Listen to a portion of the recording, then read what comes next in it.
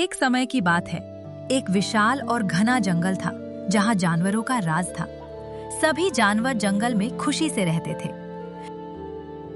हरे भरे जंगल के बीचों बीच जहाँ सूरज की किरणें पत्तों से छनकर धरती को सुनहरी बना देती थी, सुबह होते ही चिड़ियों की मधुर चहचहाहट गूंज उठती। बंदर पेड़ों पर उछल कूद करते और हिरन खुले मैदान में दौड़ते हुए खेलते थे। इस जंगल में न कोई डर था, न कोई झगड़ा, बस दोस्ती, प्यार और खुशियों से भरी एक सुंदर दुनिया थी। लेकिन एक दिन जंगल में अचानक एक राक्षस का आगमन होता है। उसे वो जंगल इतना पसंद आता है कि वो वहीं रुक जाता है। अरे वाह, ये जंगल तो काफी बड़ा और सुंदर है। यहाँ कई सारे जानवर भी हैं। अगर मैं इसी जंगल में रुक जाऊं तो मुझे खाने की तलाश में इधर उधर नहीं भटकना पड़ेगा।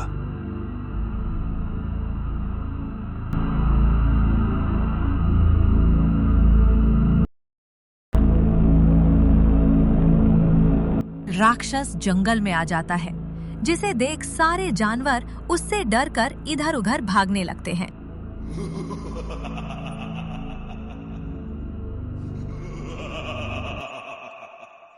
राक्षस के आने से जंगल में एक अजीब दहशत फैल जाती है।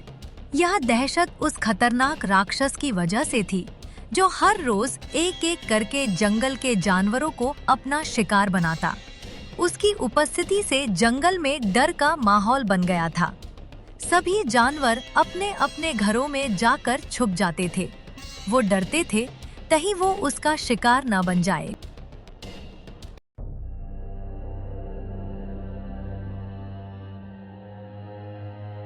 ये राक्षस अब हम सबको मार देगा।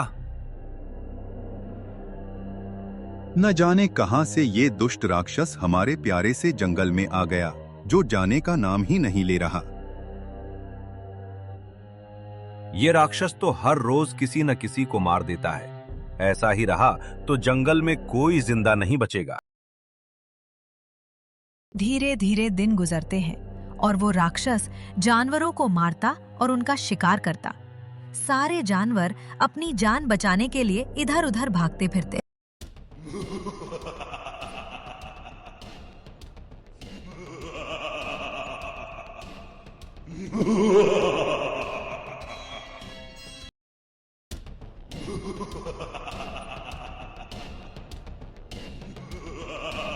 एक दिन डर के कारण बहुत से जानवर अपनी जान बचाने के लिए एक गुफा में छिप जाते हैं, जहां वो सभी सोचते कि इस राक्षस को कैसे मारा जाए। दोस्तों, आज हमारा जंगल खतरे में है। वो राक्षस हर दिन किसी न किसी को मार रहा है। अगर हमने कुछ नहीं किया तो हमारा अस्तित्व ही खत्म हो जाएगा। हम तो सबसे ज्यादा डरते हैं महाराज। हम तो उसकी पहली पसंद हैं। हम तेज भाग सकते हैं, लेकिन वो तो उड़ भी सकता है।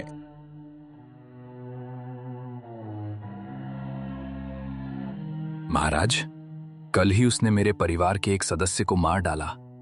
अब डर के मारे कोई खुलकर पानी पीने भी नहीं जा रहा। अरे भाई, डरने से कुछ नहीं होगा। हमें कोई चाल चलनी होगी।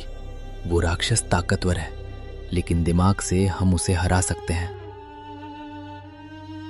क्यों ना हम सब मिलकर उस पर हमला करें? वो बहुत ताकतवर है। हम सब मिलकर भी शायद ना जीत पाएं।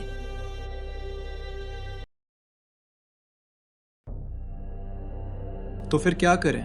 कोई रास्ता तो सोचो। मेरे पास एक उपाय है। कैसा उपाय?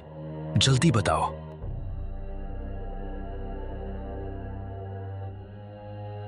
जंगल से बाहर निकलते ही जो नदी है, उस नदी के पार एक तांत्रिक रहता है जो तंत्र विद्या का ज्ञाता है। वही हमारी मदद कर सकता है। लेकिन वहां तक पहुंचेगा कौन? बाहर तो राक्षस है। ये बहुत खतरनाक है, लेकिन किसी न किसी को तो जाना ही पड़ेगा। क्या वो सच में हमारी मदद करेगा? मुझे लगता है अगर हम उसके पास पहुंच जाएं तो वो हमारी मदद जरूर करेगा। ठीक है, हमें किसी को उसके पास भेजना होगा। यही हमारी आखिरी उम्मीद है। सभी जानवर चुप हो गए, लेकिन उनके दिल में अब डर के साथ साथ एक उम्मीद भी जाग चुकी थी। आखिरकार चीता तांत्रिक के पास जाने के लिए तैयार हो जाता है।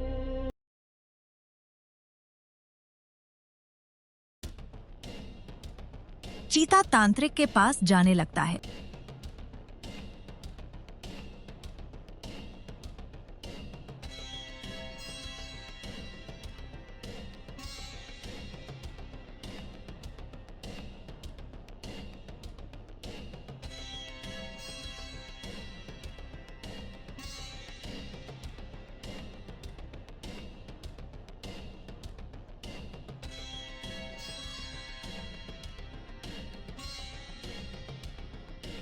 लेकिन कुछ दूर जाने पर वो राक्षस उस पर भी हमला कर देता है और चीता राक्षस के हाथों मारा जाता है।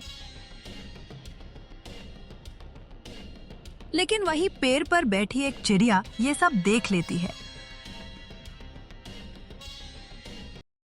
वो चिड़िया गुफा में जाकर सबको बता देती है कि कैसे उस दुष्ट राक्षस ने चीते को भी मार दिया।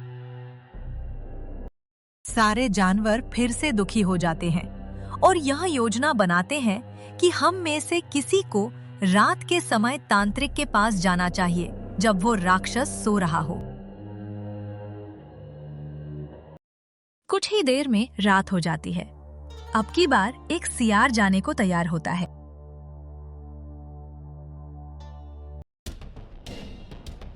सियार रात में तांत्रिक के पास जाने के लिए निकल पड़ता है।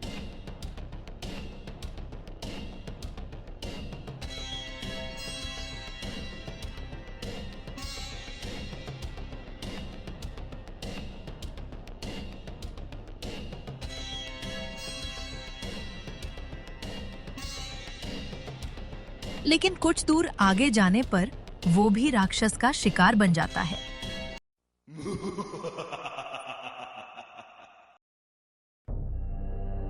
दो दिन बीत जाते हैं, लेकिन सियार वापस नहीं आता। सब जानवर समझ जाते हैं कि वो भी उस राक्षस के हाथों मारा गया होगा। 2 दिन हो गए, लेकिन सियार अभी तक वापस नहीं आया। मुझे लगता है वो भी उस राक्षस का शिकार बन गया होगा। क्यों ना हम 2 जानवरों को अलग अलग रास्तों से भेजें? हाँ, ये सही कहा। अगर एक रास्ते में मारा भी गया तो दूसरा तांत्रिक तक पहुंच जाएगा। अब की बार खरगोश और बंदर अलग अलग रास्ते से जाने के लिए तैयार हो जाते हैं। खरगोश और बंदर दोनों अलग अलग रास्ते से तांत्रिक के पास जाने लगते हैं।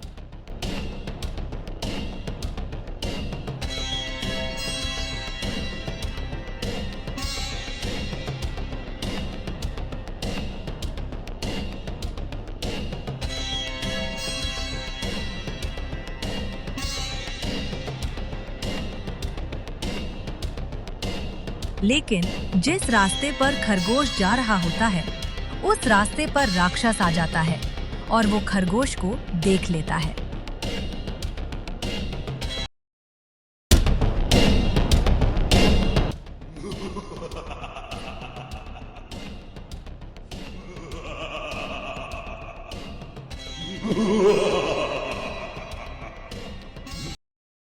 वो दुष्ट राक्षस खरगोश का भी शिकार कर लेता है और उधर बंदर नदी पार कर जाता है। नदी पार करते ही उसे सामने एक आश्रम दिखाई देता है। लगता है यही उस तांत्रिक का आश्रम है। ओम एम ह्रीम क्लीम चामुंडाय विचे। ओम एम ह्रीम क्लीम चामुंडाय विचे। तांत्रिक अपने आश्रम में थे, तभी बंदर वहां आ जाता है, जिसे देख तांत्रिक कहते हैं, वानर, क्या चाहिए तुम्हें? तुम मेरे आश्रम में क्या कर रहे हो? बंदर तांत्रिक को जंगल में आए हुए राक्षस के बारे में सब कुछ बता देता है कि कैसे वो दुष्ट राक्षस जंगल में जानवरों को अपना शिकार बना रहा है। बंदर की सारी बातें सुनने के बाद तांत्रिक कहते हैं, चिंता मत करो, उस दुष्ट राक्षस से मैं तुम सबको मुक्ति दिलाऊंगा। तांत्रिक की बात सुनकर बंदर बहुत खुश होता है और तांत्रिक के साथ जंगल की ओर चल देता है।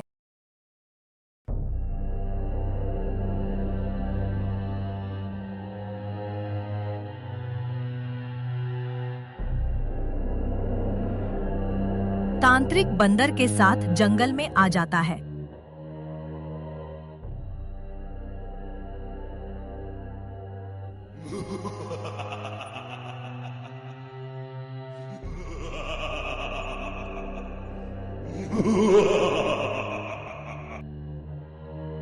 अरे वाह, आज तो मुझे आदमी का मांस खाने को मिलेगा। ऐ मूर्ख मनुष्य, तैयार हो जाओ मेरा भोजन बनने के लिए। दुष्ट राक्षस, मूर्ख में नहीं, मूर्ख तू है जो खुद ही मेरे पास आ गया। मैं तेरी ही तलाश में आया था। मेरी तलाश में?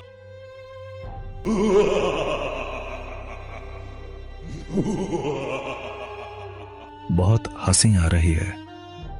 हंस ले जितना हंसना है, क्योंकि आज तेरा अंत होने वाला है।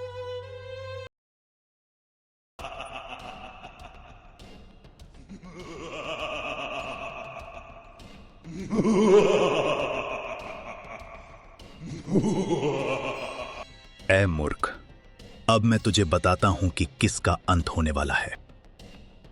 ओम एम ह्रीम क्लीम चामुंडाय विचे। ओम एम ह्रीम क्लीम चामुंडाय विचे।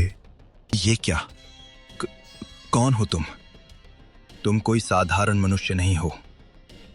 तुमने सही कहा, मैं एक तांत्रिक हूं जो तुम्हारे जैसे दुष्ट राक्षस से लोगों की रक्षा करता हूं।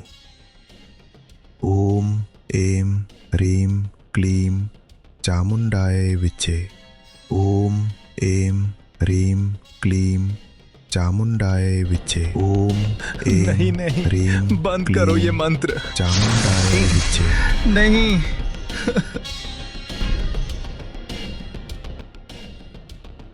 तांत्रिक राक्षस को जलाकर भस्म कर देते हैं।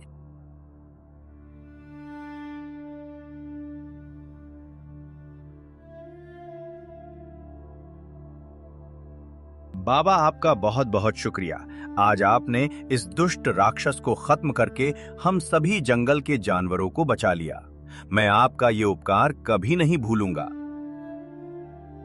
इसमें उपकार की कोई बात नहीं, ये तो मेरा फर्ज है, ऐसे राक्षसों से लोगों को मुक्ति दिलाना।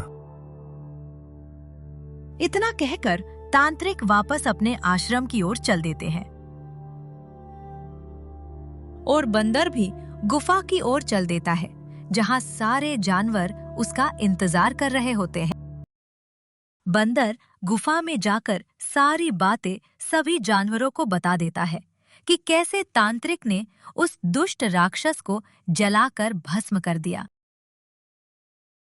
बंदर की सारी बातें सुनकर सभी खुश हो जाते हैं और बंदर को धन्यवाद कहते हैं, क्योंकि उसी की वजह से वो दुष्ट राक्षस मारा गया और जंगल में फिर से खुशहाली लौट आती है और सभी जानवर वैसे ही बिना डर के अपना जीवन जीने लगते हैं, जैसे राक्षस के आने से पहले जीते थे। इस कहानी से हमें बहुत ही महत्वपूर्ण सीख मिलती है। सबसे पहली बात, हमें कभी भी डर कर हार नहीं माननी चाहिए। जंगल के जानवर शुरू में राक्षस से डर गए थे, लेकिन अगर वे हमेशा डरते रहते तो कभी भी समस्या का समाधान नहीं निकाल पाते। इसलिए हमें डर का सामना करना चाहिए। दूसरी सीख है, एकता में शक्ति होती है।